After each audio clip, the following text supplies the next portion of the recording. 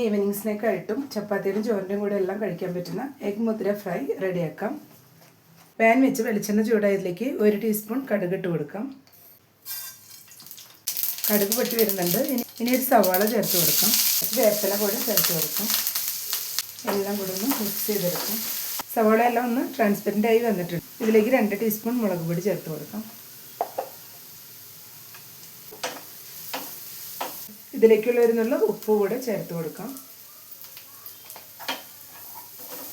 ഇതിലേക്ക് ഇനി ഉപ്പ് ചേർത്ത് വേവിച്ച് വെച്ചിട്ടുള്ള മുതിര 1 കപ്പ് ചേർത്ത് കൊടുക്കാം.